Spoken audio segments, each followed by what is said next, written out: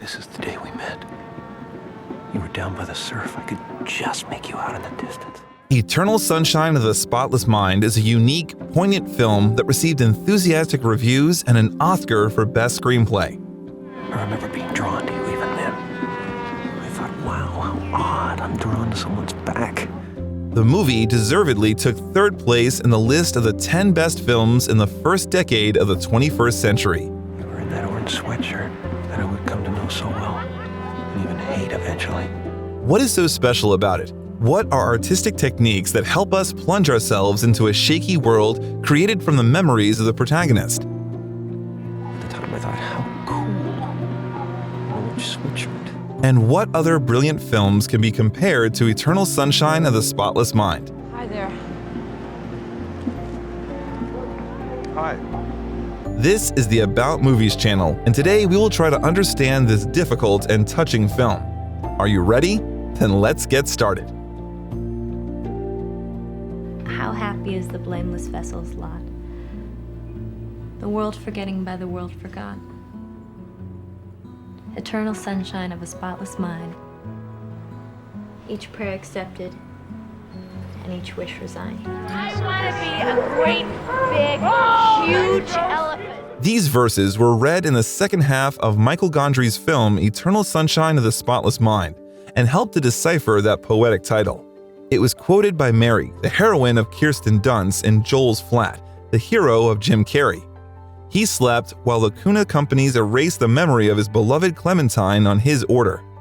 Mary came to her boyfriend Stan and he performed that operation, but in fact, she was in love with Howard, the creator of Lacuna, who came up with a way to save people from traumatic memories. All mentioned characters in the film were not happy in love. Others who were not mentioned now were not happy either. But we will tell more about that later, but for now, let's talk about poetry. Where were they from and what were they about? This is a fragment of a letter from Eloisa to Abelard.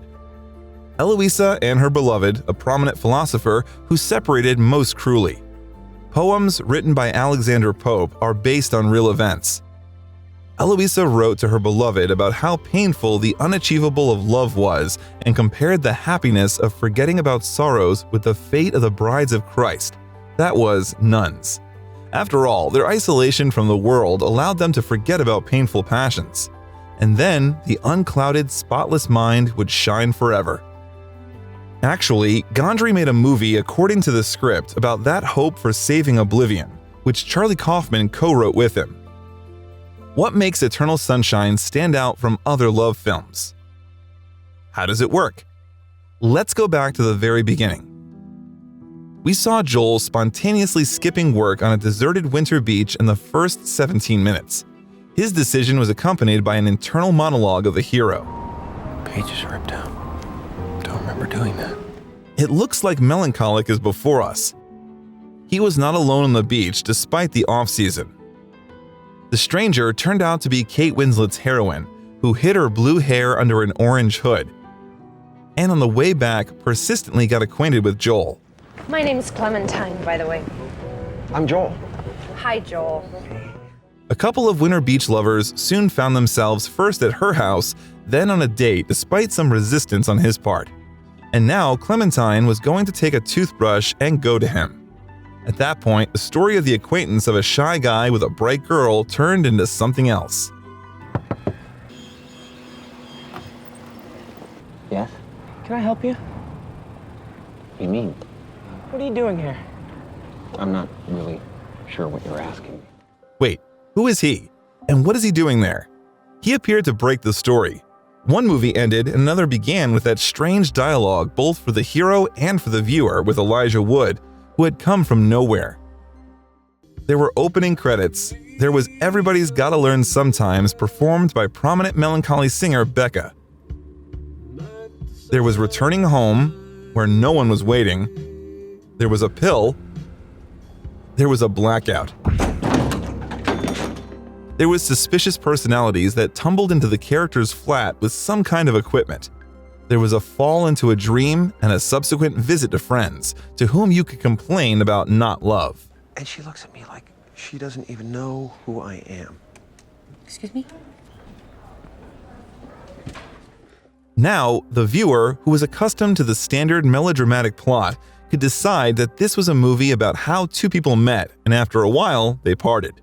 And now the character has to suffer and return love, of course. The viewer would be both right and wrong at the same time. Because the dramatic transition with the lights going out behind the character from the bookshelf back to the flat of friends was not just a beautiful technique that illustrated the situation of a story about an event. The 17-minute prologue was not about the past, but the future. Everything we saw from the moment when Joel takes a pill at the 21st minute was not customary to pass off in the cinematography as the objective reality of the world in film. Gondry had already hinted at the elusive nature of what we were witnessing by turning out the light behind Joel. Clementine's name was immediately erased from the card when Joel found out that she erased him from her memory. The thing was that we did not see the moment when Joel saw the card, but Joel's memories of that moment. Moreover, we saw that memory was directly in the process of its destruction. Because, as we will soon find out, Joel also decided to erase Clementine from his memory. Eternal Sunshine was compared to Christopher Nolan's Memento at the moment of its release. You could compare it to Inception, but the film about a dream within a dream within a dream within a dream was released only 6 years later. Or they could compare it with Gaspar Noé's Irreversible, released in 2002. And yet, as we watched one Joel's memory of Clementine fade after another, we moved from recent events full of mutual irritation and signs of breakup towards the beginning of a relationship when everything shone with light of new love and hope. In the same order, Noé showed fragments of life of characters in Irreversible. From the horror of the end to the ideal of the beginning. But Gondry and Kaufman, unlike Noé, did not exaggerate the gloom and did not subordinate the narrative to linearity, even if it was given backwards. And unlike Nolan, they didn't expect the wow effect from revealing the trick, which they generally didn't really hide there. Screenwriter Kaufman would shoot his directorial debut, Cinque Doce, New York, 4 years after Eternal Sunshine, about a director who has been living inside the play about his own life. You should listen to what is said about this character in the film. King Guitard is a man already dead. He lives in a half-world between stasis and anti-stasis, and time is concentrated, chronology confused. Up until recently, he's strived valiantly to make sense of his situation, but now he's turned to stone. The non-linearity of time for Kaufman is not a catchy technique, but the only adequate way to talk about the fuzziness of the boundaries of reality, the deceitfulness of memories, and the loss of a person in himself. And for Gondry, this film is an opportunity to literally show how the world of characters of his story is collapsing 9 years before the mood Indigo. It's all falling apart. I'm erasing you and I'm happy. You did it to me first. I can't believe you did this to me. But this story is about memory and tricks with it. Or is it about memory tricks, which means that the ending of the story can be the beginning and vice versa? The authors of this story gracefully kickstart the non-linear narrative when they introduce Joel to Clementine. No jokes about my name. Oh, no, you wouldn't do that. You're trying to be nice. We saw that scene at the very beginning of the film when we did not know that it showed not the past, but the future. And only after an hour of screen time, we would be shown how, by clearing Joel's memory of everything associated with Clementine, the program penetrated where Carrey's character was trying to hide the memories of his beloved.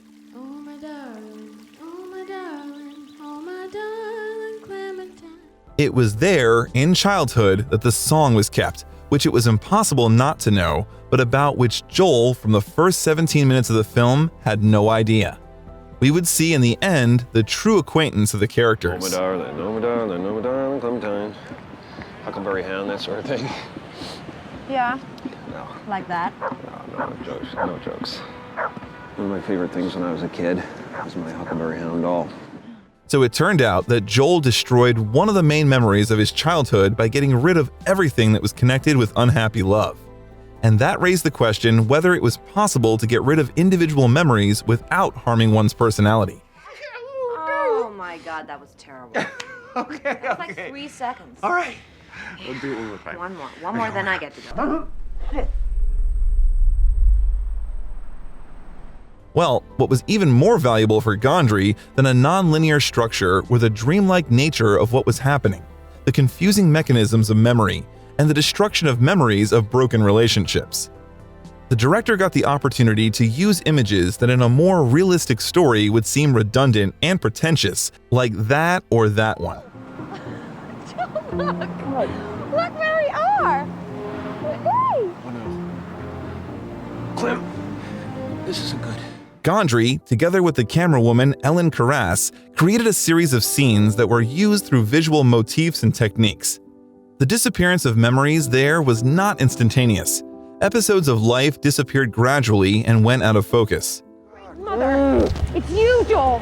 It's you who can't commit to anything. No going? idea how It's going. lucky you are. I'm interested in you. I don't even know why. Maybe I should end it right here. They dimmed and faded. Gondry and Carras regularly shot scenes inside damaged memory fragments without lighting up the space. They were limited to a beam directed into the shot as if snatching out something in the light spot that still survived but was about to disappear. The blurring warp of faces became a pervasive motif, as when Joel couldn't see the face of the man who stole his past to replace it in Clementine's life. And the more desperate Joel's resistance became, the richer the use of techniques became. All right, let's begin by you telling me everything you remember. All that worked, since Ellen Carras's camera captured even the most theatrical moments of memories with the vividness of observing the elusive reality. Jim Jarmusch, Spike Lee, and Rebecca Miller's cinematographer shot that film with a handheld camera, the use of which did not look like a tribute to fashion. Shots filmed by her as if documentary, then intimate, then surreal, helped not to perceive that story as abstract or speculative. Gondry wanted to make the film fantastic, but with old-fashioned special effects that didn't look seamless, while being as realistic as possible in the way those clairvoyant events were shown. Therefore, Carras could not set the traditional for a big movie light even in the rare scenes filmed in the pavilion, limiting herself to those lamps that can be hidden inside the detailed restored flat. And we saw Carrey casting a shadow over Winslet as Clementine brings Joel home. That approach was complemented by work with sound. Usually, the sound remains at the same level in the film no matter where the cameras are, no matter how it moves in the space of the stage. In Gondry's movie, both the image and sound were mobile and unstable. The picture trembled, the space in the shot came apart, and the sounds were layered. Voices turned into a distant background sometimes. How pathetic is that? You're lucky you have Clementine, Joel. Hey, you got any big Valentine's Day plans with her? Then they turned out to be so close to the viewer, becoming personal messages spoken in the ear or sounded in the head. You were in that orange sweatshirt that I would come to know so well, and even hate eventually. Those messages were like a voice recorder, but in fact, it must preserve what was recorded in that film with the intent to forget. I was so tongue-tied around you at first. I wanted you to think I was smart. I couldn't wait to come to work.